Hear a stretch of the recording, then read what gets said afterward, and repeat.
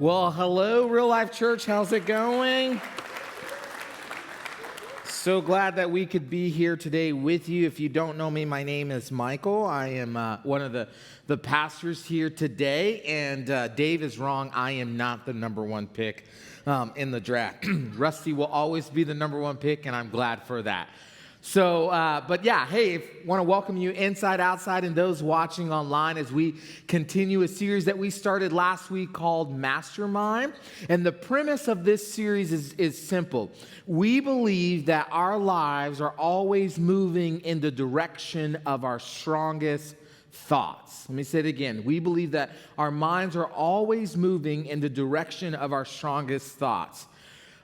You see, our minds are like a battlefield, and there's a war that's being waged for the control of your thought life. And we would even go as far as to say that the greatest battle in these last few years haven't necessarily been with a virus or a mass or racial divides or even political opposition. We would say that the greatest battle that you and I have been fighting has been happening right here in our very own minds. And depending on which thoughts are winning the day in your minds determines the course by which your life is flowing from and to.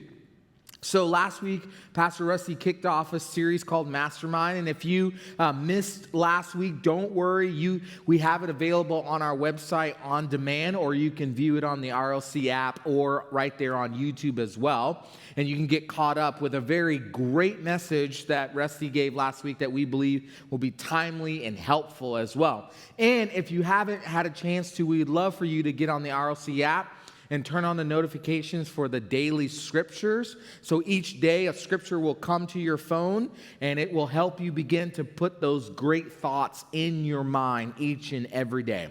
But what we're discovering in this series is that we can actually control what we think about. And gaining control over our thought life will help us change the direction of our lives. What is propping this belief up is the thought that one of the writers of the Bible shares. This guy that we've talked about over and over again, a guy named Paul, who wrote most of the second part of the Bible called the New Testament, shares this thought in a letter to believers who were living in a city during the first century called Corinth. And here's what he writes. This is what he says. He says, "We demolish arguments and every pretension that sets itself up against the knowledge of God. And we take captive every thought to make it obedient to Christ." You see, the way we do battle in our mind is to fight against and demolish what Paul would later on refer to as foolish arguments. We tear down the lies and the negative thoughts in our minds that our minds gravitate towards. And whatever is left, whatever thought is lingering after that, we make obedient to Jesus. Maybe a better way of putting it is we take those leftover thoughts and we put it up against what Jesus says about us. And if they are not true, then we make them true by replacing them with the truth that Jesus says about us. Now, last summer, I discovered that there was something unusual about our house. Now, here's what you need to know. I am not someone who is super capable of fixing things outside of like electronic things. So like when it comes to like computers or tablets or, game consoles, stuff like that, I'm actually somewhat decent at trying to figure out how to fix those things. But when it comes to just like everyday things around our house, furniture, putting together furniture, something in the house to fix, I am not very good at it. My wife, on the other hand, is an incredible genius when it comes to that stuff. I remember one time I came home and she had our entire washing machine tore apart. Okay, the entire washing machine completely tore apart. And I was like, oh Lord, I'm gonna have to hire somebody to come fix this. What are you doing? Why did you do this? And sure enough, about an hour and a half later, I came back into the garage and the machine was fixed and it was completely working. She is a wizard when it comes to that stuff. Well, this one time we both ran into this issue last summer that we could not figure out. So in our house, we have when you walk into the door, we have this front living space, and there's a fan there. And one day we had some people over, and we went to turn that fan on, and it would not come on. So after they left, we kept trying to figure out, why isn't this fan coming on? I mean, we tried the switch that's supposed to control it. Then we reset the power to the house, and it didn't do that. I climbed up on a ladder and tried to take it apart. This was a terrible idea, okay? And we still could not figure out why this switch was not turning this fan on. Then, literally by accident, I was in the master bedroom closet, and I saw behind the door, there's a switch. And I was like, what does this switch do? And I hit it. And my wife goes, oh my gosh, the fan's working again. And I go, wait. And so I hit the switch, and she goes, oh, it's off now. And I'm like, oh, hold on a second. The switch upstairs on the other side of the house in the master bedroom controls the switch downstairs on the other side of the house that controls the fan. That doesn't make any sense whatsoever. You see, whoever built this house got the wires crossed. And so now the master bedroom closet switch controls the downstairs living room fan switch. Now, what's incredibly comparable is that we as humans, we do the very same thing with our own minds. Just think about the last bad decision you made, okay? Think about that. Let me give you a couple. Maybe you decided that you wanted to get your spending under control, right? And so you decided, I'm going to stick to a monthly budget, and you believe that this was a good idea. Then you booked a trip to Tampa to see your favorite college basketball team lose in the second round of that tournament, and that trip killed your budget. Anybody? Okay, how about this one? Maybe you decided to get healthy, right? And to give up some unhealthy food or maybe a drink that you've been drinking a lot, and so that your body could get back in a functioning order. And so you thought this would be a great idea. Then you watched your favorite college basketball team lose in the first round to a 15 seed Peacock team called the Peacocks, and you're now 8 Coca-Colas deep in depression. Anybody? Okay, how about this one? Maybe you want to be more patient at home and not lose your temper on your kids or your spouse.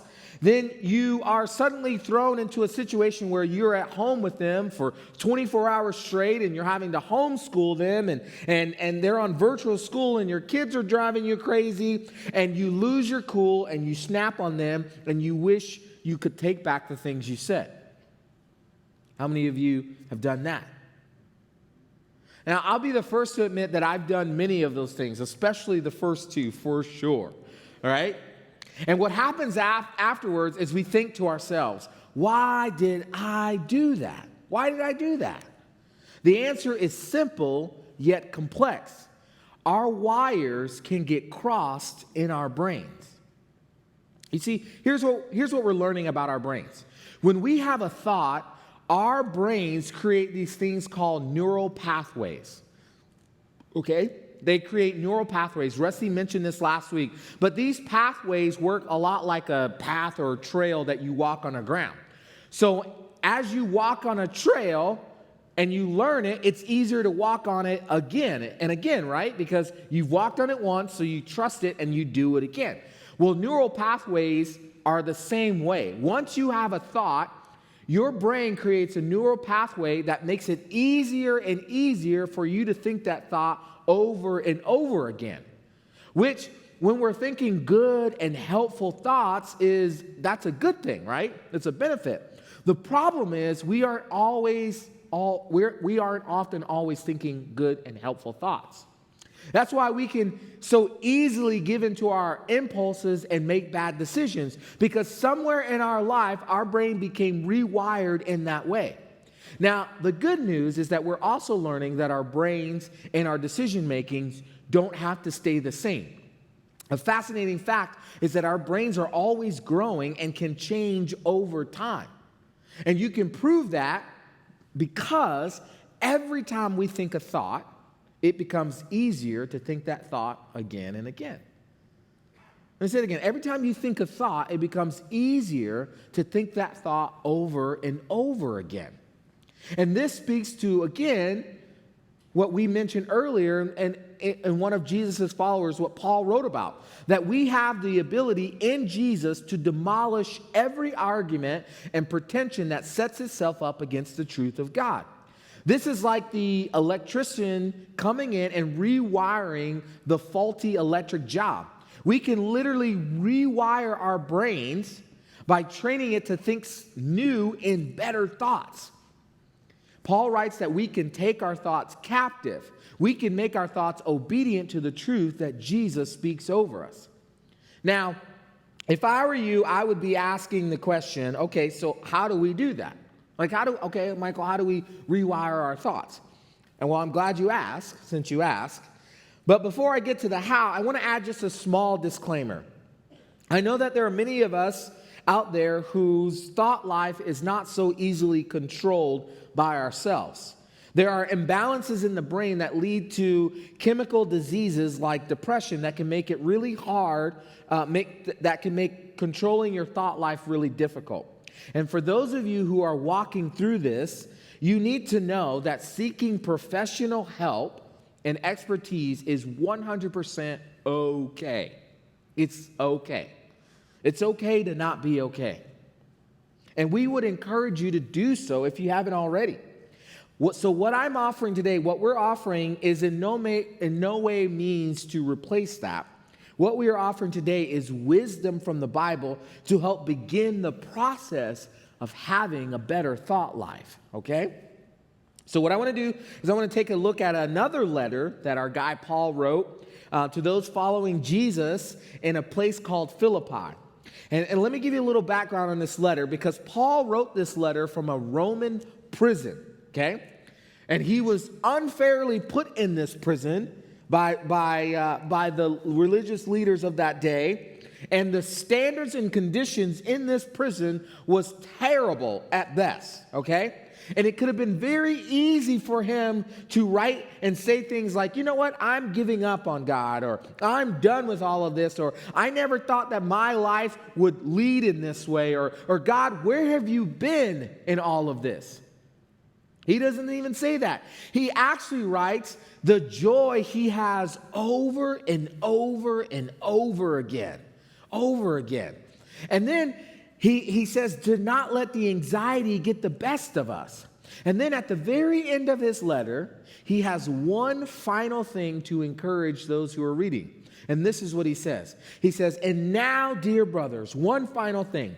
Fix your thoughts on what is true and honorable and right and pure and lovely and admirable. Think about things that are excellent and worthy of praise.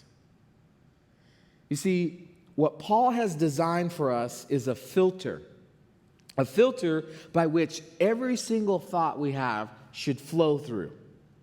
And if whatever we're thinking is one of these things, okay?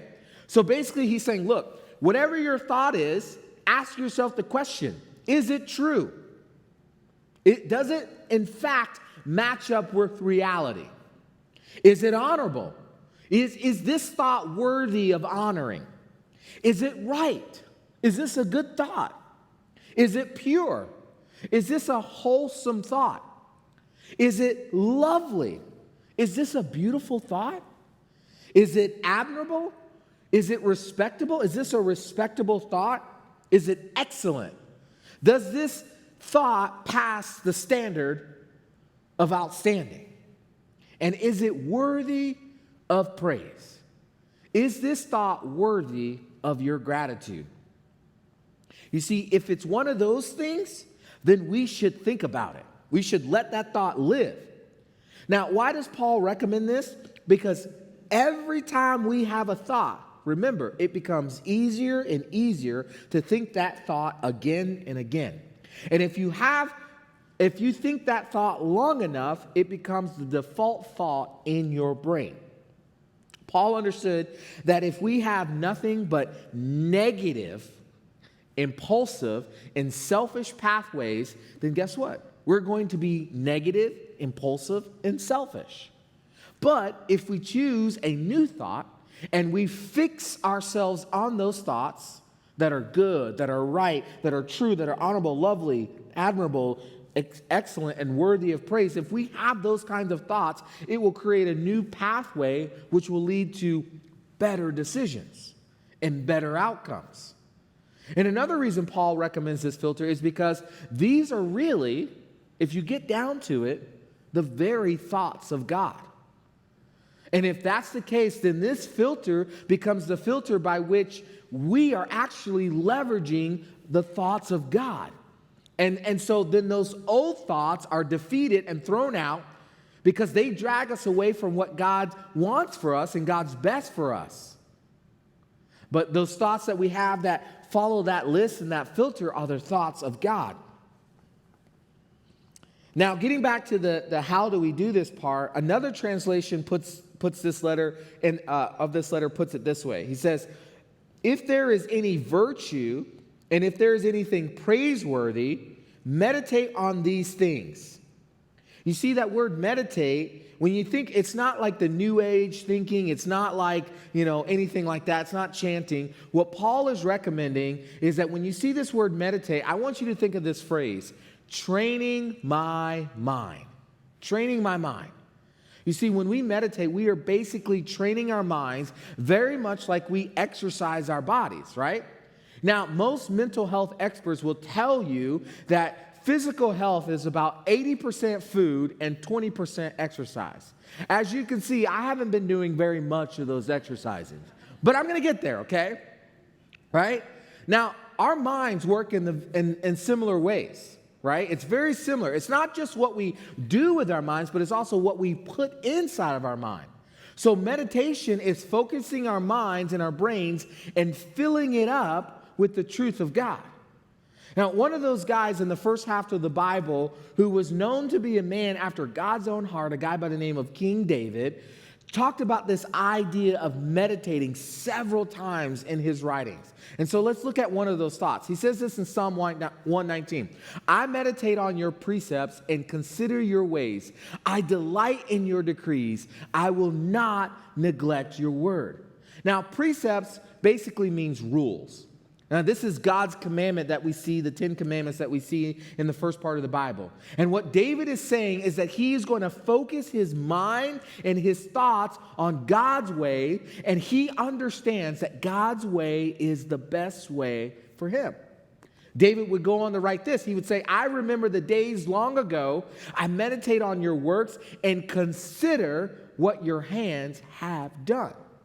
Now, this isn't about emptying ourselves or our minds and leaving it empty. That's what, the New Age meditation says is that, just get rid of your thoughts and have an empty mind. No. This is getting rid of those thoughts and filling it with the truth of God.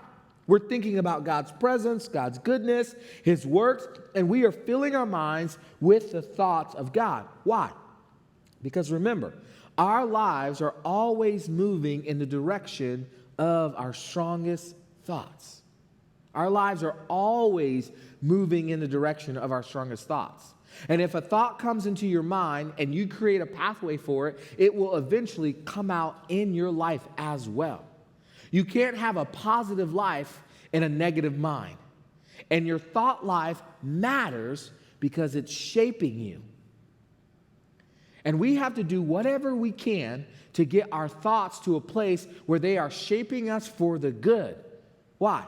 Because if we can't control what we think, then we'll never control what we do. If we can't control what we think, we'll never be able to control what we do.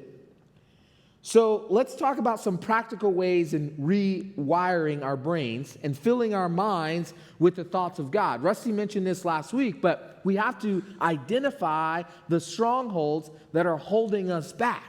Right? A stronghold is basically a lie that we believe that is affecting the direction of our lives. Thoughts like, I'll never be good enough, or I can't trust anyone, or if I find the right person, I'll finally be happy. You know what that is? That is the upstairs master bedroom closet switch controlling the downstairs switch for the fan. That's what those thoughts are.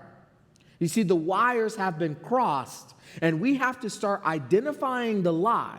And once we are able to identify the lie, then we need to replace that stronghold, that lie, with God's truth. It isn't enough to just identify the lie and try to get rid of it. We actually have to take it and replace it with what God says about that lie in our minds. Hence, that's why we have meditation. We capture that lie and we make it obedient to the words of Jesus, which will then fill our minds with the truth of God. This will begin to develop those new neural pathways in our brains. Now, once we've identified the stronghold and replaced the stronghold, I'm going to give you a little tool that I think will be so helpful for you.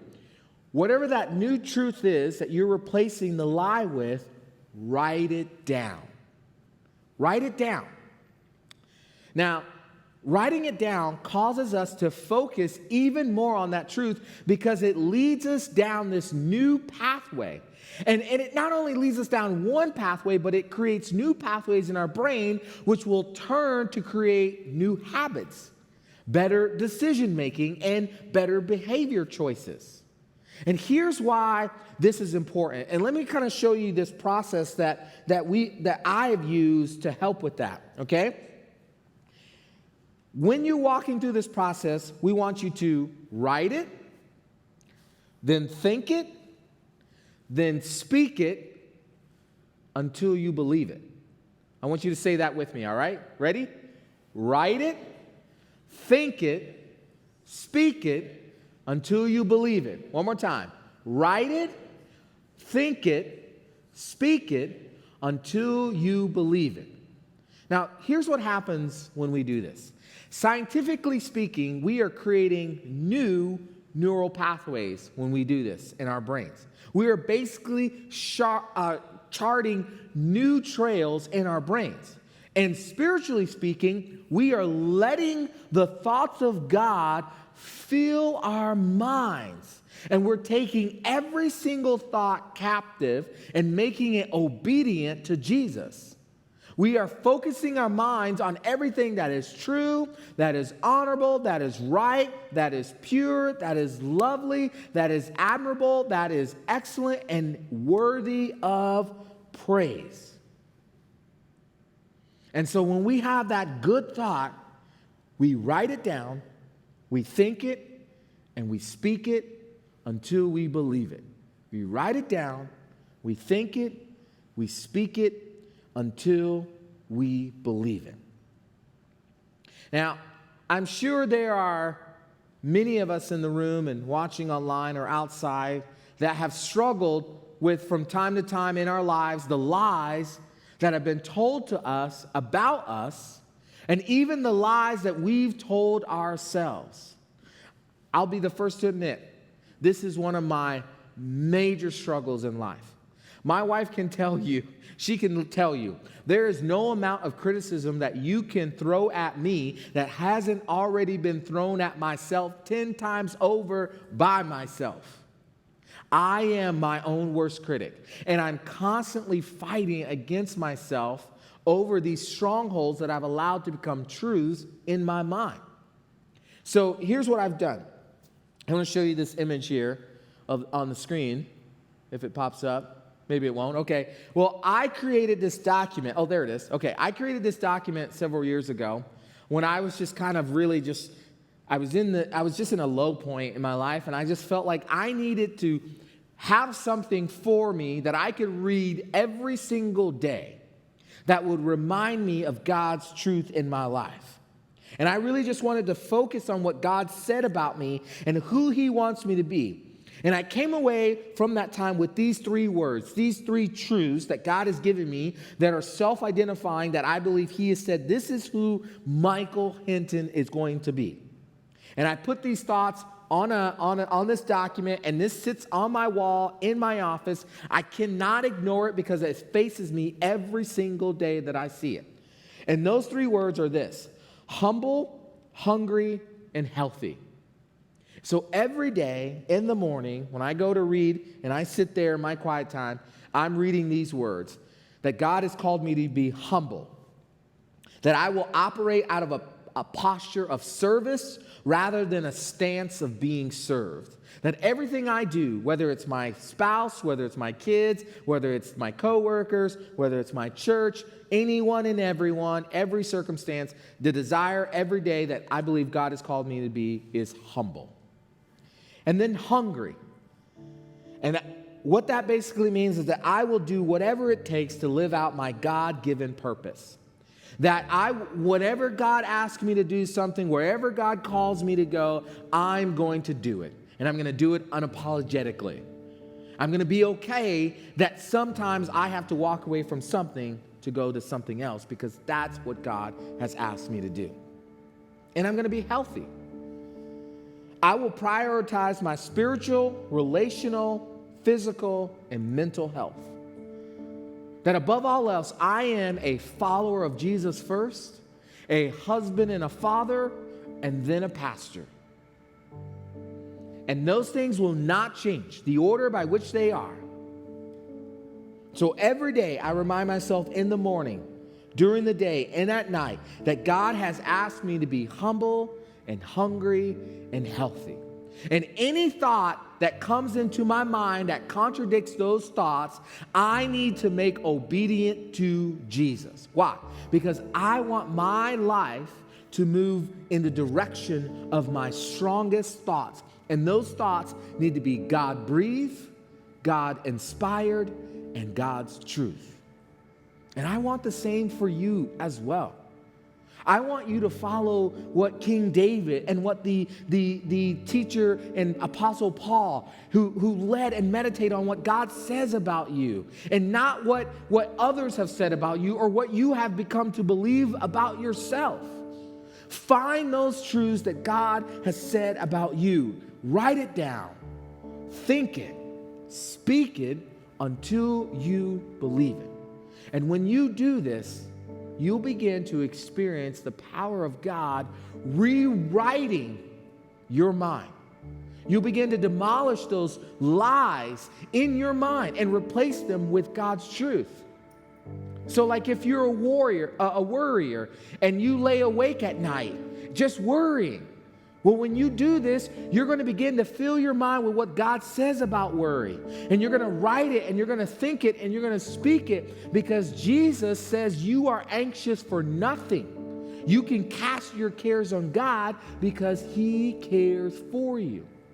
If you're stuck and you don't know which direction you should take in your life, well, you're going to begin to fill your mind with what God says about direction. And you're going to write it, and you're going to think it, and you're going to speak it, that your life belongs to God. And you will seek Him in every day and every way, and you will let Him guide your steps.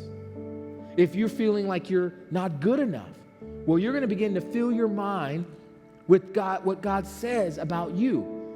You're going to write it, and you're going to think it, and you're going to speak it. That God's Spirit, because God's Spirit resides in you, you can do everything He wants of you. We want to challenge you, each one of you, every day to do this. Pick a time. The mornings are the best, I'm just telling you. But pick a time, spend some time in the Bible. Read just maybe a chapter, okay? Underline something that sticks out to you. Write it and write down anything that just wows you and begin to take it in. Write it, think it, speak it until you believe it. And our hope is that as you're doing that, you are meditating and writing down God's truth and speaking it. Eventually, God gets a hold of your mind, and it gets rewired and transformed. And that transformation begins to happen because a changed mind leads to a changed life. Why? Because our thoughts are always moving in the direction of our lives are always moving in the direction of our strongest thoughts.